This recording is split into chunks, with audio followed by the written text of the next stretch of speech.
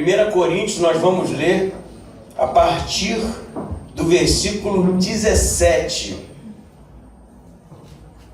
1 Coríntios 1, 17, diz assim: porque Cristo não me enviou para batizar, mas para pregar o Evangelho, não por sabedoria de palavras, para não esvaziar o significado da cruz de Cristo. Pois a palavra da cruz é insensatez para os que estão perecendo, mas para nós que estamos sendo salvos é o poder de Deus. Pois está escrito: destruirei a sabedoria dos sábios e anularei a inteligência dos inteligentes. Onde está o sábio? Onde está o instruído? Onde está o questionador desta era? Por acaso Deus não tornou absurda a lógica deste mundo? Visto que, na sabedoria de Deus, o mundo, por sua própria sabedoria, não o conheceu. Foi do agrado de Deus salvar os que creem por meio do absurdo da pregação. Pois, enquanto os judeus pedem sinais, os gregos buscam sabedoria. Nós pregamos Cristo crucificado, que é motivo de escândalo para judeus e absurdo para os gentios. Mas os que foram chamados, tanto judeus como gregos, Cristo é o poder de Deus e sabedoria de Deus, porque o absurdo de Deus é mais lógico que os homens, e a fraqueza de Deus é mais forte que os homens. Amém? Amém. Nós estamos iniciando a série de estudos na carta de Paulo aos Coríntios. Na verdade, a gente já teve 2 estudos, né, no primeiro capítulo, e hoje é o terceiro. Nós vimos semana passada, no domingo passado, que Paulo vai trazer à tona o problema que a igreja na cidade de Corinto estava enfrentando, que era uma espécie de divisão por causa de preferências pessoais. Uns diziam seguir Paulo, outros diziam seguir Apolo. Apolo foi um pastor daquela igreja que havia substituído Paulo, né? Porque Paulo plantou, ficou um tempo e depois Apolo continuou o ministério de Paulo naquela cidade. Outros vão dizer que seguiam a Pedro e outros vão dizer, como nós vimos, que não seguiam a homem nenhum, mas ao próprio Jesus. E esses como sendo um dos piores, porque eles não se submetiam à autoridade dos líderes que Deus colocava naquela igreja. Paulo então vai desenvolver o seu texto, o seu argumento, para mostrar que Deus não havia enviado o seu Filho para dividir-se.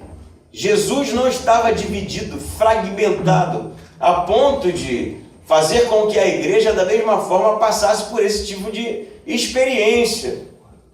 Então, você vai perceber na leitura do texto, no capítulo 1 inteiro, que um dos problemas que gerava essa preferência era o gosto dos coríntios pelo discurso. O discurso pelo discurso. Então nós vamos começar aqui expondo o versículo 17. Na verdade o 17 ele foi lido semana passada, porque a porção foi do 10 até o 17. Mas o 17 também é a conexão para o argumento de Paulo na leitura que nós fizemos. Ele começa assim, tá fazendo barulhinho, né? Quem vai ser o cara com testosterona? Testosterona. Mas tem que caprichar, mano. Esse é bom, né? Aprendeu, Samuel? Próxima vez. Tá bom, André, acho que ela já se converteu, né? Acho que não. Pois então, voltando aqui, Paulo vai dizer no versículo 17 que ele não foi para a cidade, né, de Corintos para batizar. Nós vimos isso semana passada, porque essa não era a sua missão, mas para pregar o Evangelho. E a gente estudou que o batismo ele era praticado por líderes locais. Jesus mesmo não batizou ninguém. Quem batizava eram os apóstolos. E Paulo, da mesma forma, inicia a plantação daquela igreja, a pregação do evangelho na cidade de Corinto, e ele vai dizer que não batizou quase ninguém. Se você for lendo capítulo 1, ele vai se lembrar de algumas pessoas durante a sua exposição, mas conclui no versículo 17 que a missão dele não era batizar e sim pregar. E aí ele vai dizer, né, como nós vimos, se você leu 17 com calma, vai dizer, porque Cristo não me enviou para batizar, mas para pregar o evangelho. A missão de Paulo era a pregação do evangelho. E aí ele diz assim, não por sabedoria de palavras. Nós vimos isso semana passada, que a construção no grego, ela é bem interessante, porque normalmente, né, se diz palavras de sabedoria. E Paulo inverte, ele diz sabedoria de palavras, no grego sophia logou, porque ele quer realmente destacar a preferência dos coríntios pelo discurso, pela retórica. Sabedoria de palavras, essa expressão tem este sentido. Por quê? Porque Corinto vivia em uma realidade cultural completamente grega. E nós sabemos que os gregos do século I adoravam a discussão filosófica. Os filósofos gregos, eles todos eram ardentes debatedores, não é? E no período em que Paulo evangelizou Corinto, não era muito diferente. As pessoas iam para as praças para discursar. Muitos viviam disso, como é o caso, falei disso semana passada, dos sofistas, que eram pessoas muito técnicas, talentosas na arte do discurso. Então, sobre o que eles falavam? Sobre qualquer coisa. Às vezes, né, levando pessoas a lágrimas, cujo teor do discurso nem sempre era importante, nem sempre era profundo, mas a arte, a técnica da retórica era o que era, no final das contas, levado em consideração e colocado em alta, não é? Por isso que Paulo vai dizer, você vai entender isso aqui, que quando ele pregou em Coríntios, ele vai dizer no versículo 17, não por palavras de sabedoria, ou sabedoria de palavras, né, Sofia logou, para não esvaziar o significado da cruz de Cristo. Então o que Paulo está dizendo? Que quando ele esteve na cidade de Corinto, a sua pregação não foi uma pregação retórica, técnica, ele não ousou fazer discursos elaborados, né, como os sofistas faziam, como os filósofos do tempo faziam, para não esvaziar o significado, é o que ele diz aqui, da cruz de Cristo. Aí o 18 vai dizer assim, pois a palavra da cruz é insensatez para os que estão se perdendo. Interessante aqui no 18, é o contraste que ele vai fazer com o 17. No 17 ele diz, na sua versão está assim, né, em português, porque ele não pregou com sabedoria de palavras, né? E a sabedoria é sófia, palavra é logos, né? No versículo 18 ele diz, mas o logos da cruz, aqui está a palavra, né, da cruz, ou pregação da cruz, mas a expressão no grego é a mesma que sabedoria de palavras.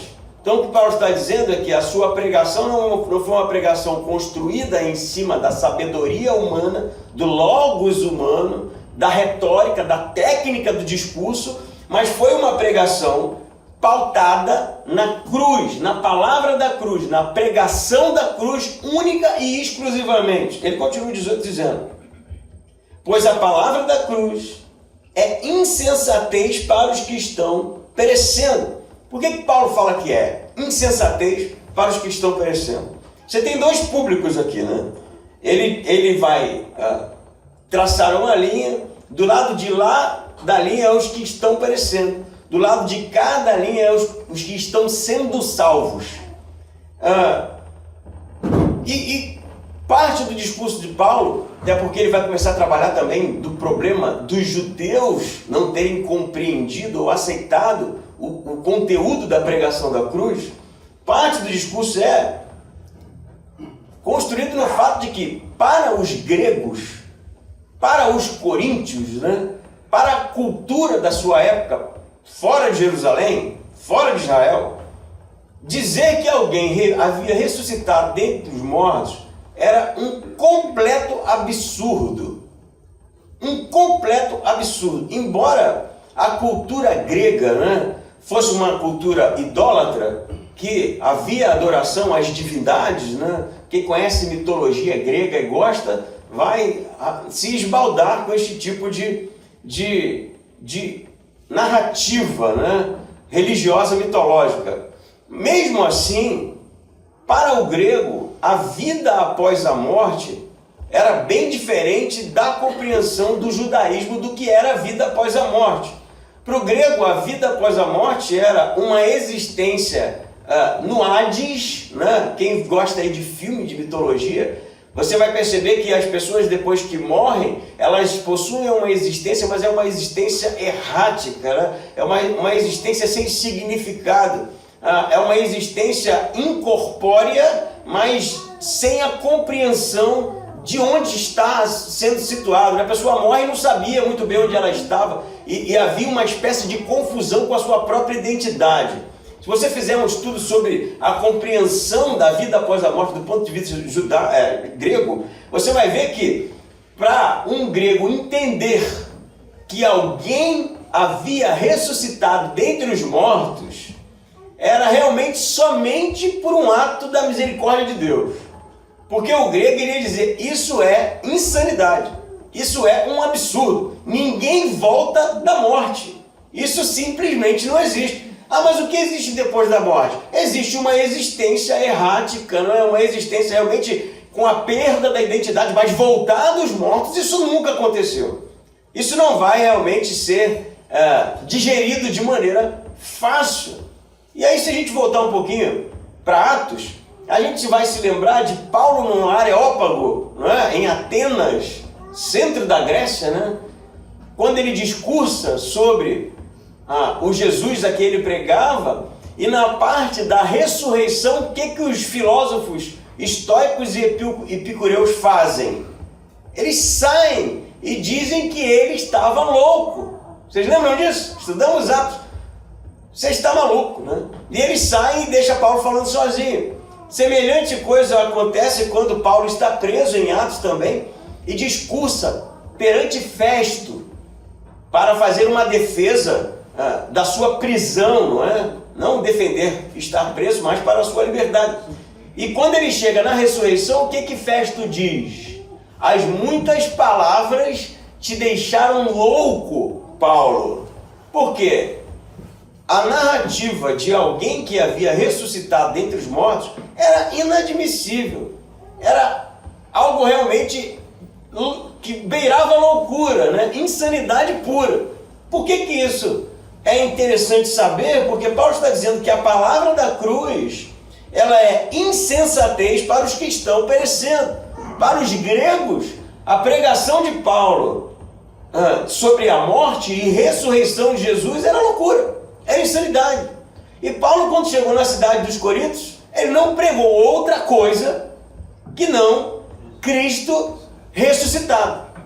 Ele não usou de retórica, ele não usou de técnica, ele não usou de argumentos secundários para chamar a atenção ou algo do tipo. Foi a pregação nua e crua da morte e ressurreição de Jesus. Aí ele vai dizer assim, versículo 18, eu vou ler de novo. Pois a palavra da cruz é insensatez para os que estão perecendo, mas para nós que estamos sendo salvos, é o poder de Deus. Então, para os gregos que procuravam a retórica, a técnica, o discurso elaborado, eles não iriam encontrar isso na pregação de Paulo.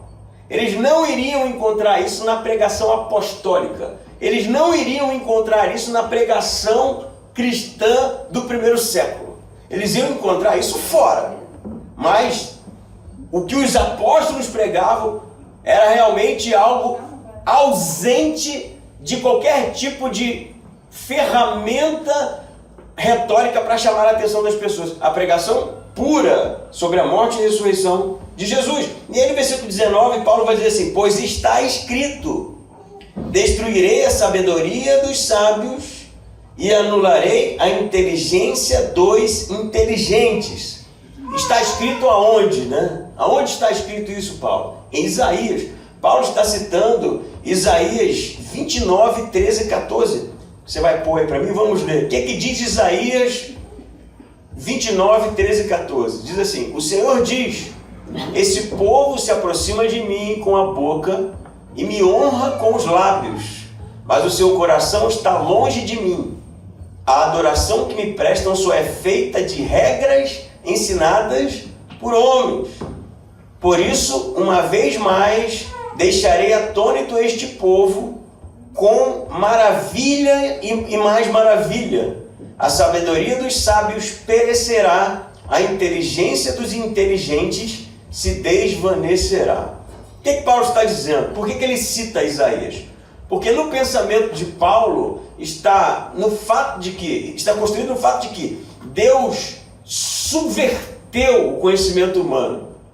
Tudo que havia enquanto busca da compreensão da vida, da compreensão do cosmos, da compreensão da natureza, as perguntas do tipo: por que existe algo ao invés de nada? Por que eu existo, afinal de contas? Todas as perguntas filosóficas, todas as perguntas que permeavam a sabedoria, não é? A busca pela sabedoria do século I havia sido pervertida, havia sido subvertida por Deus na morte de Jesus na cruz.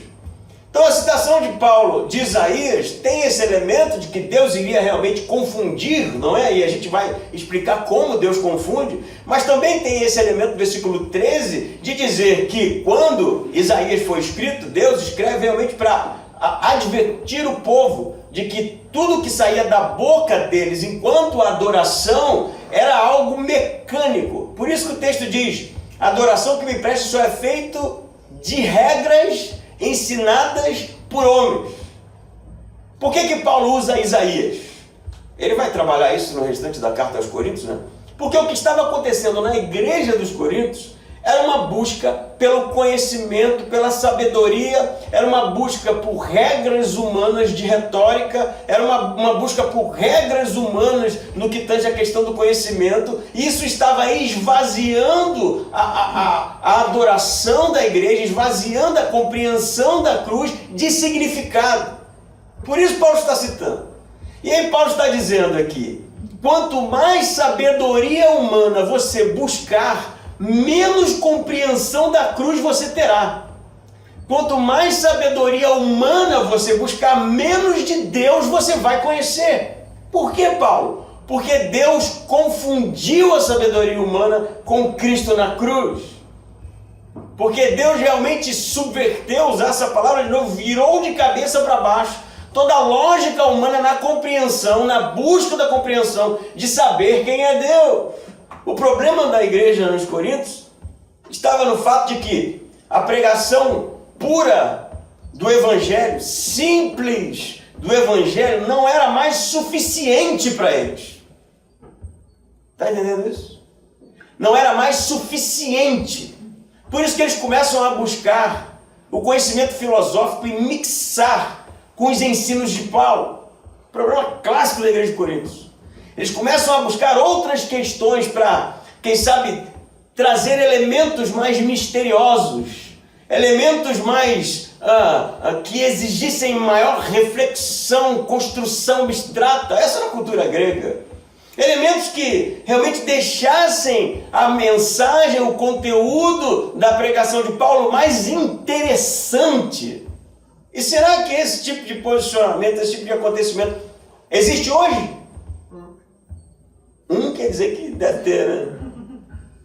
Será que realmente as pessoas hoje não se cansaram da pregação pura, simples, do que foi a morte de Jesus na cruz?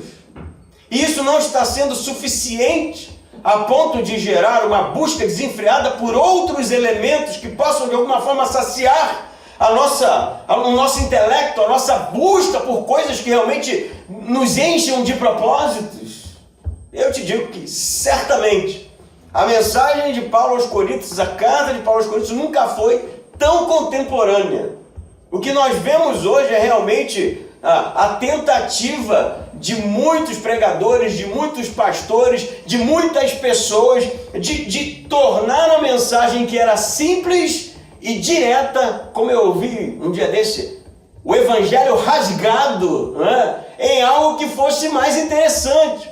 E aí se mistura a teologia do coaching, né, a teologia da prosperidade, aí se mistura eventos para a igreja ficar mais interessante, né? A gente precisa ter bastante evento para as pessoas ficarem felizes, uma mensagem humanista, positivista, né? Vai dar tudo certo, você é o centro do coração de Deus. Eu vou morrer dizendo isso, né? Porque isso é mentira, né? Ou então, vamos melhorar a música, né? Para atrair as pessoas. Esse tipo de coisa, gente, ela é, na verdade, o que esvazia o significado da cruz de Cristo. Por quê? Porque Deus confundiu o conhecimento humano. Porque Deus subverteu o conhecimento humano com a morte do seu filho naquela cruz, pura e simplesmente. E aí eu vou dizer, tá bom, pastor, o que eles pregavam, afinal de contas? Porque tirou o evento, tira a música, tira a técnica do discurso, tira o worship, tira a roupa, a estética, os vídeos, a produção, a música de fundo, tira tudo isso, o que fica? Eu vou dizer o que fica. Fica Paulo numa praça dizendo, Jesus é o Filho de Deus, entregue naquela cruz, por causa dos seus pecados. Carregou sobre si os seus pecados, para que todo aquele que nele crê não pereça, mas tenha a vida eterna. Amém. Essa é a pregação do evangelho pura. O que estiver adjacente a isso é secundário, não pode ser prioridade, não pode ser primazia na igreja. O problema é que as pessoas não querem mais ouvir isso. Ah, isso eu já sei, pastor. Como se isso fosse uma coisa insignificante, como se isso fosse uma coisa chata. O Filho de Deus morto naquela cruz por causa dos meus pecados, no meu lugar, para que eu alcançasse a salvação através da morte do Santo de Deus. Essa era a pregação do Evangelho no século I. Mas o que aconteceu? Nos tornamos insaciáveis, não de Deus, mas de conhecimento humano. A gente tenta dar uma melhorada. Pô, Paulo, isso não tá bom, vamos melhorar isso aí, né? Vamos misturar umas profecias nesse negócio, né? Aí o cara vai pro culto para ouvir profecias. Eu ouvi isso um dia desse. Não, eu vim pro culto para ver se eu vou receber alguma palavra. Eu achava que a gente ia pro culto para adorar a Deus, né? Eu achava que nós saíssemos, né, domingo da nossa casa para entregar alguma coisa para Deus, não receber dele. Porque era assim que a igreja fazia. Se tem alguma coisa que você vai receber biblicamente, é a compreensão do que foi a morte e ressurreição de Cristo naquela cruz. Para que isso fique bem claro sobre um ato de misericórdia e graça da parte de Deus no favor de homens e mulheres pecadores. Mas nem tudo é ruim, não é? Paulo vai dizer que a mensagem da cruz é insensatez para quem? Para os que se perdem. Ou melhor, para os que estão se perdendo.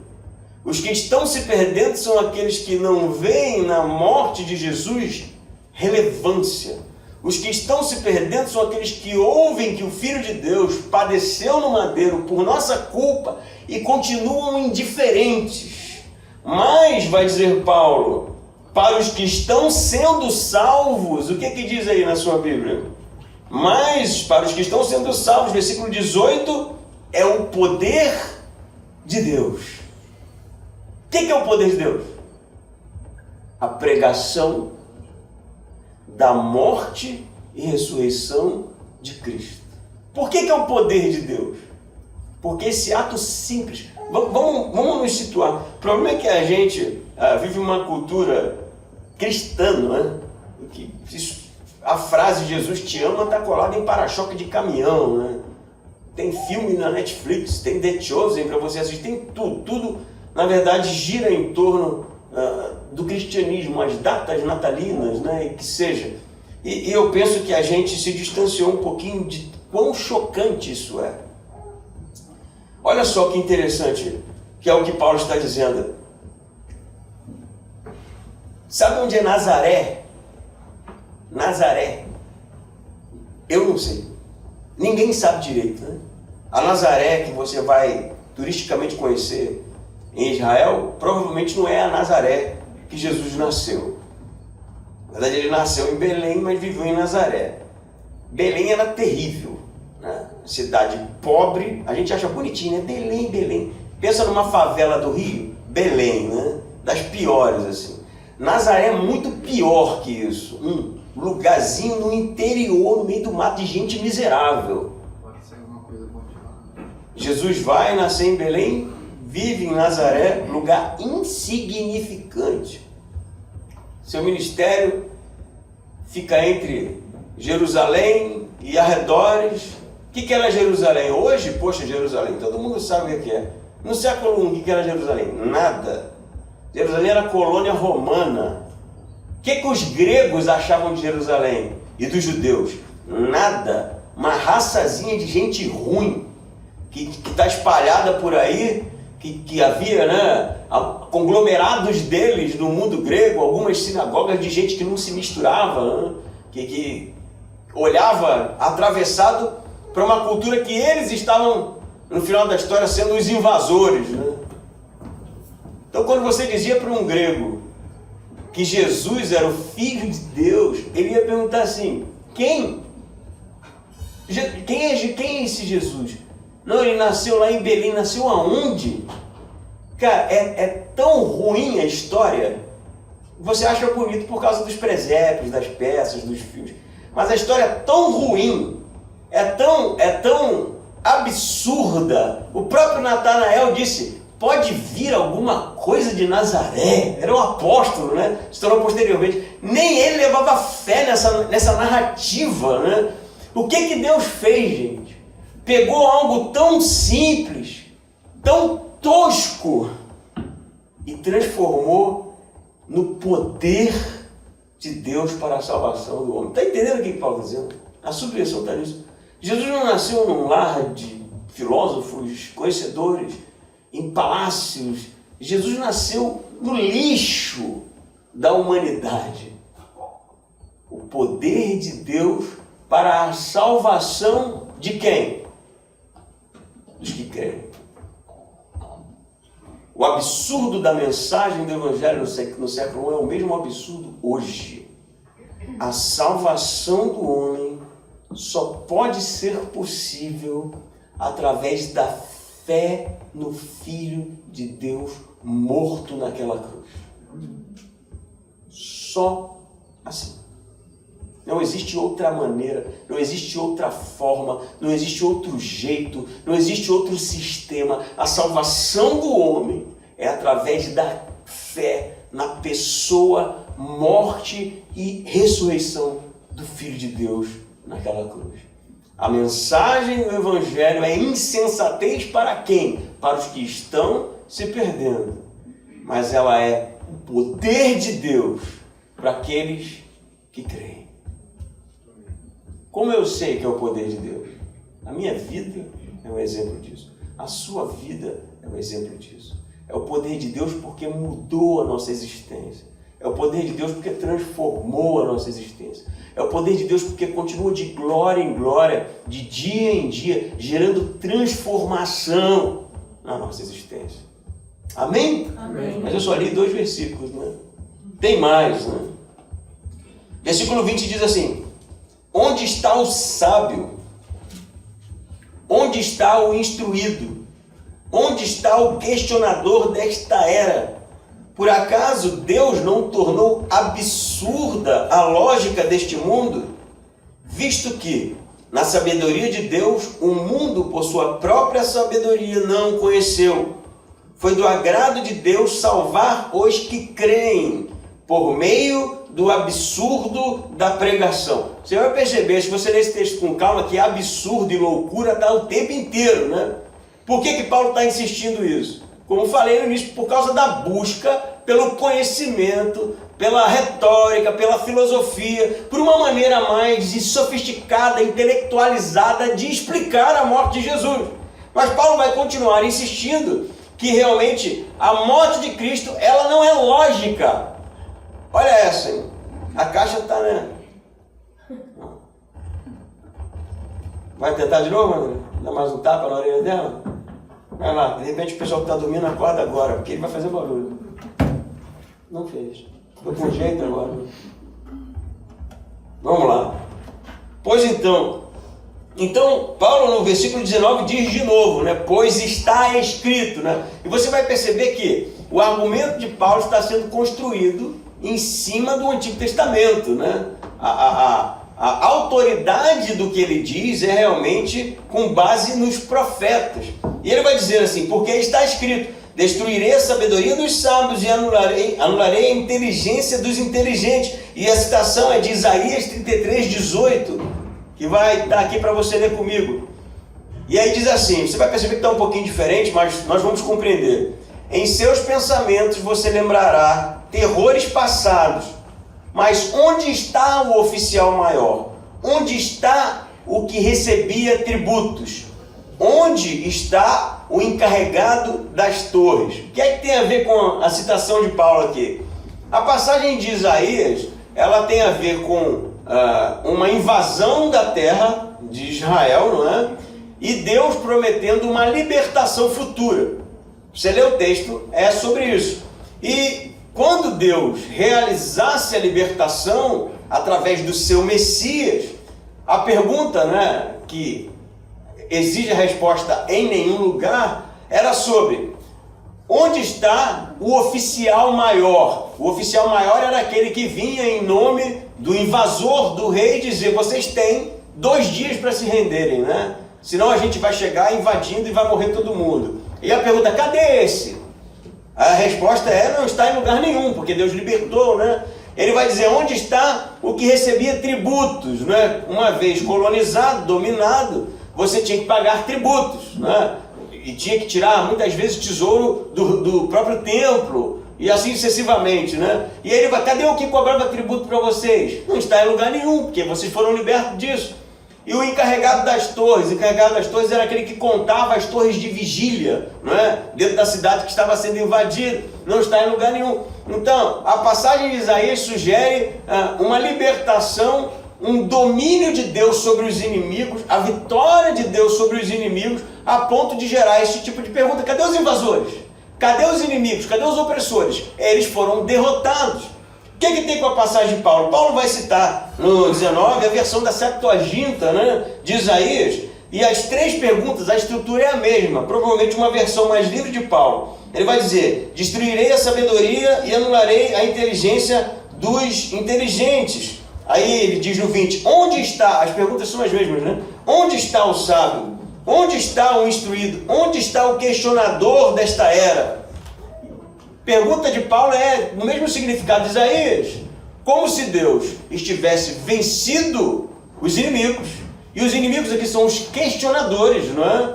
A similaridade entre as passagens é que Deus libertou, Deus venceu, Deus realmente subjugou aqueles que eram os inimigos do povo de Deus, né?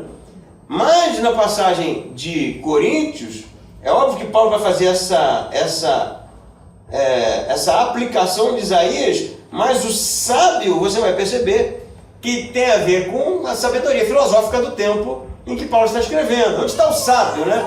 Onde está o filósofo? Onde está o pensador, né? Por que ele está dizendo isso? Porque havia uma busca pela compreensão do divino. Havia uma busca pela compreensão de Deus. Por isso tantas narrativas religiosas, né? Por isso tantos deuses. Por isso tanta informação na tentativa de explicar realmente como a vida existia. E ele vai dizer, cadê o filósofo? Cadê o estudioso, né? Um instruído aqui? Onde está o questionador, né, desta era? Aí ele vai dizer, lendo novamente, por acaso Deus não tornou absurda a lógica deste mundo? Aí ele vai dizer no versículo 21 explicando, visto que na sabedoria de Deus, o mundo por sua própria sabedoria não o conheceu. O que Paulo está dizendo? Apesar do sábio, do escriba, do filósofo, do estoico, do epicureu, seja lá quem for, a tentativa de tentar conhecer Deus, descrever Deus, alcançar a divindade, se tornou falha, nula, vazia. O homem por sua própria capacidade intelectual, ele é, no final da história, incapaz de tanger a divindade, incapaz de conhecer a pessoa de Deus. O homem natural, sem a revelação de Deus, de quem ele é, sem o desejo de Deus de se mostrar, é incapaz de conhecer a Deus. Incapaz. Por quê? Porque Deus assim o quis. Subverteu a sabedoria. E como é que Deus, no final da história, reverteu este problema? Pelo absurdo da cruz de Jesus. 21 diz: visto que na sabedoria de Deus o mundo por sua própria sabedoria não o conheceu, mas foi do agrado de Deus salvar quem? Os que creem. De novo, né? Foi do agrado de Deus salvar os que creem por meio do absurdo da pregação. Então Paulo chegava na praça, pregava Jesus, o Filho de Deus, morreu crucificado, ressuscitou no terceiro dia para a salvação de todo aquele que crê. O grego ficava olhando para a cara dele, a maioria dizia, enlouqueceu. Mas alguns não. Alguns não. Alguns sentiam-se atraídos por essa mensagem. Alguns se aproximavam de Paulo para querer saber mais sobre este conteúdo. E esses eram transformados por Deus. E esses eram transformados por Deus por causa da fé que a pregação, o absurdo da pregação gerava nessas pessoas. Então, se você está me entendendo, a fé que o crê, que não é simplesmente dizer, legal, eu acredito nisso. Porque se eu perguntar aqui, você acredita que Jesus morreu na cruz há 2000 anos atrás e ressuscitou? A grande maioria das pessoas aqui vai dizer sim. Por que não? Não é? Mas não é sobre isso que Paulo está falando. Ele está falando da crença, da fé, como confiança de que é uma obra salvífica da parte de Deus para salvar o homem. E eu confio nisso. Apesar do absurdo dessa narrativa, apesar do absurdo dessa história, apesar de eu não compreender completamente como isso funciona, que tipo de sistema é esse, que através da morte de um inocente eu sou salvo, apesar disso tudo eu confio que Deus está dizendo e irá cumprir realmente o que Ele está revelando, que eu através da morte de Cristo, se crer, se depositar toda a minha esperança, se depositar toda a minha expectativa, se depositar toda a minha vida, eu serei salvo. Não é dizer que porque o diabo crê, filhão. Pergunta para o capeta, se você tiver oportunidade, não chamo isso de oportunidade, né? Se você tiver o desprazer, se Deus existe, ele vai dizer que sim. Se Jesus ressuscitou, ele vai dizer que sim. Isso não muda nada. Isso não muda nada. É um ato de confiança, de entrega, de fé, de crença, de depositar todas as esperanças realmente da morte e ressurreição de Cristo para a salvação do que crê. Por isso eu bato nessa tecla. Não é participar de um grupo, não é participar de uma comunidade, não é participar de uma igreja, não é cantar lindas músicas, não é dizer que eu creio da minha casa, é simplesmente depositar todas as esperanças, todas as expectativas em Jesus para a salvação. Fora isso, não tem conversa. Não tem conversa. O que os coríntios estão fazendo? Não, a morte de Jesus é legal, mas tem outras coisas que são bem mais interessantes para a gente trabalhar aqui. A comunidade vai ser muito mais enriquecida com isso. Não. É um gesto de crença, é um gesto de fé, é um gesto realmente sendo redundante, repetitivo, de depositar nele a nossa confiança total e plena. Amém? Amém. Aí nós seremos salvos. Eu falo isso de quantos anos, né? Fé é fidelidade. A palavra fé vem do grego pistos, cuja tradução correta deveria ser fidelidade. Porque fé pra gente, brasileiro, né? Em português, não significa absolutamente nada. Fé é acreditar em alguma coisa. Como se eu dissesse, amanhã vai fazer sol. Aí você diz, não acredito. Você acredita em Deus? Não acredito. Você acredita em Jesus? Não acredito. Não. A fé que Paulo está falando aqui, a crença que Paulo está falando aqui é a fidelidade. É a fidelidade que eu tenho a partir do momento que eu compreendo que Jesus morreu naquela cruz por mim, que Jesus morreu por causa dos meus pecados e que por conta disso serei fiel a Ele até a minha morte. É disso que Paulo está falando. não é fazer parte de um grupo, não é professar qualquer coisa, não é conhecer um grupo de premissas teológicas, é depositar nele toda a nossa esperança. Por isso Paulo vai dizer, mas ela é o poder de Deus para os que creem, por isso foi do agrado de Deus, versículo 21, salvar os que creem por meio do absurdo da pregação. Ele continua no versículo 22 dizendo, pois enquanto os judeus pedem sinais, os gregos buscam sabedoria.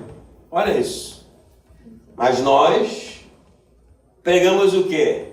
Coaching. É isso que está escrito aí no 23? Mas nós pregamos o quê?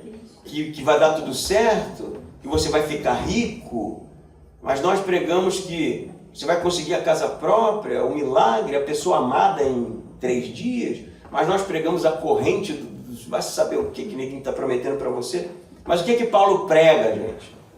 Lê comigo aí, 23. Mas nós pregamos Cristo crucificado. Ah, Paulo queria tanto conhecer Paulo. Eu acho que você ia ficar meio frustrado, né? Ia vir com inúmeras perguntas e Paulo ia dizer, Jesus, o Filho de Deus, morreu naquela cruz, ressuscitou no 3º dia para a salvação de todo aquele que crê. Mas nós pregamos Cristo crucificado. Essa é a mensagem de Paulo. Ele vai dizer que essa mensagem ela é escândalo para os judeus, versículo 22, porque os judeus buscam sinais, e loucura para os gregos, porque os gregos buscam sabedoria. Mais uma vez, Paulo está citando Isaías 28, 26, que diz assim, por isso diz o soberano Senhor, eis que ponho em Sião uma pedra já experimentada, uma pedra preciosa, pedra angular para alicerce seguro, e aquele que confia jamais será abalado. A pedra é Jesus, a pedra angular. O que é uma pedra angular? A gente repete isso, canta até, né? A pedra angular, não sei o quê. Era a primeira pedra de uma construção, né? A pedra fundamental. A partir dali se construía o prédio, né? E aí o que o próprio Paulo vai dizer dessa pedra em Romanos? Essa pedra fundamental se tornou pedra de tropeço. O que é a pedra de tropeço? É a pedra que gerou escândalo, né? O tropeço é escândalo no grego.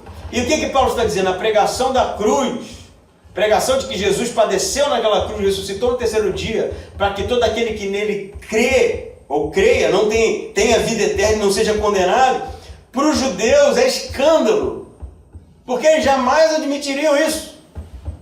O Messias, do ponto de vista judaico, devia ser um libertador, um rei, alguém que liderasse Israel contra os inimigos, libertasse Israel dos inimigos, liberasse Israel do controle de Roma.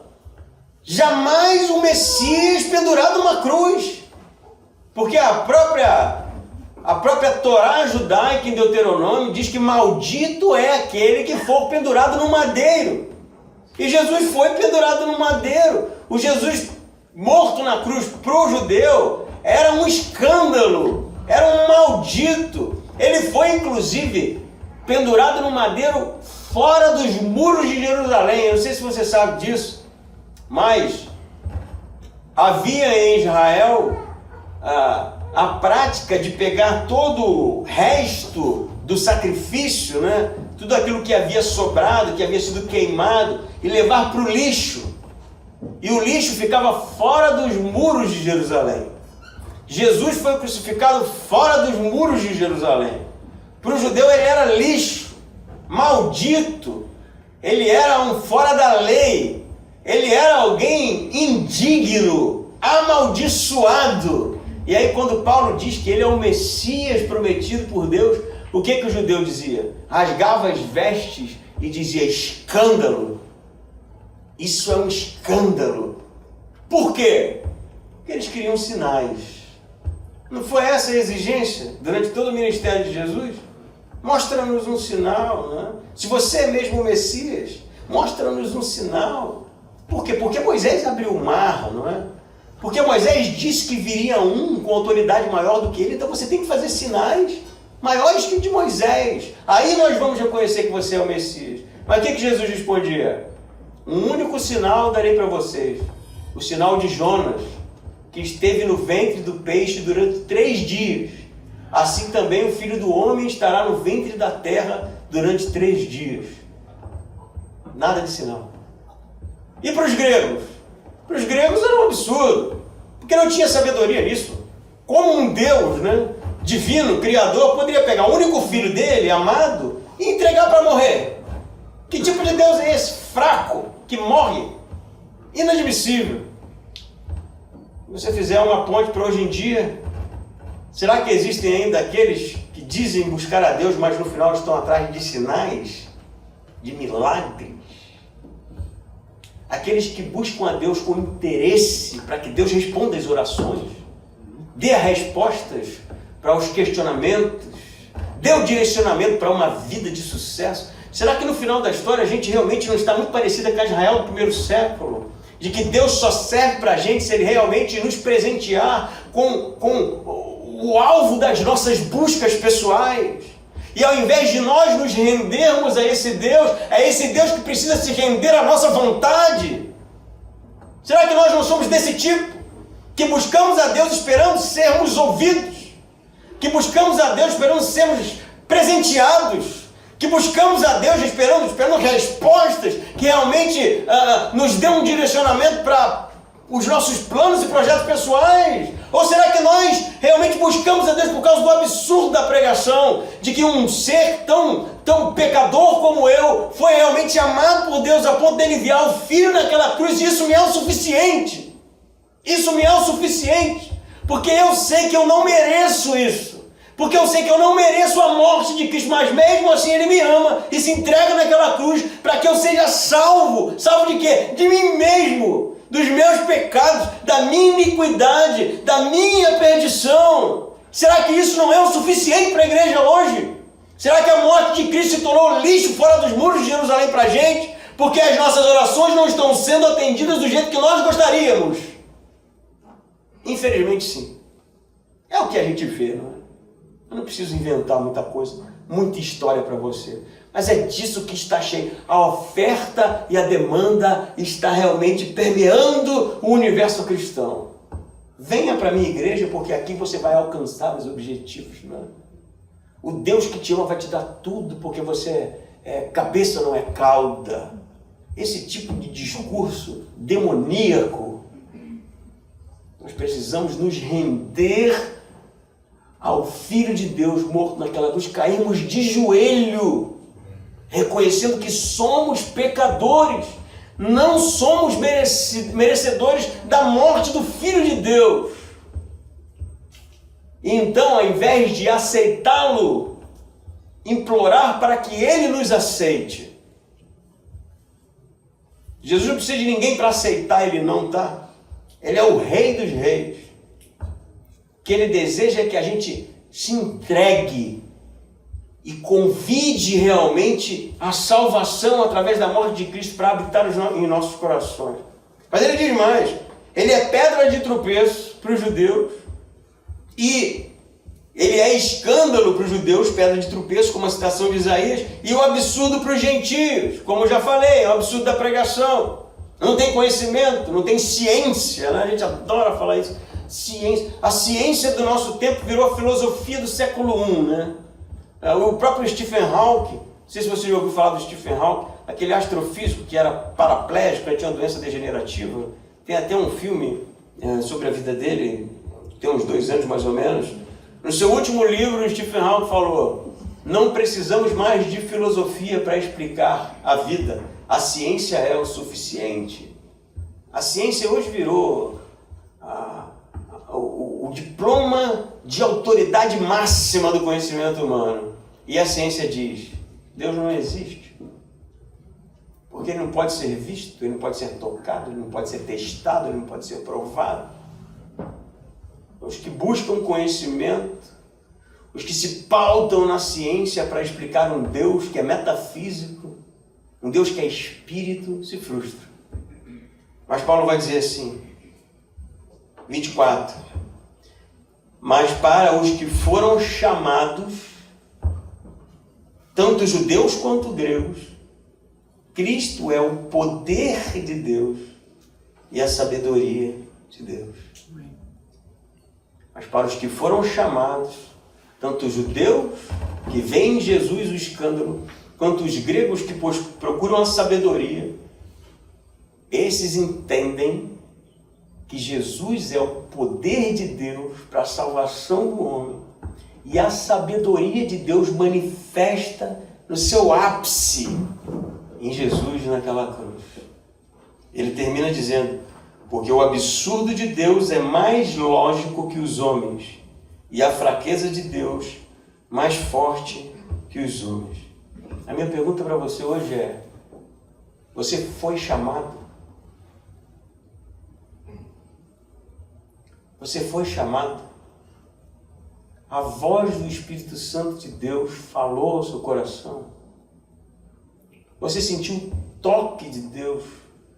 Há quanto tempo você tem sido convidado por Deus a entregar a sua vida a Ele? Há quanto tempo a mensagem do Evangelho tem te incomodado? Mas você reluta, resiste, procura através de argumentos, através de propósito de vida, resistindo à mensagem de salvação do Evangelho. Essa é a divisão. A morte de Cristo é poder para os que creem.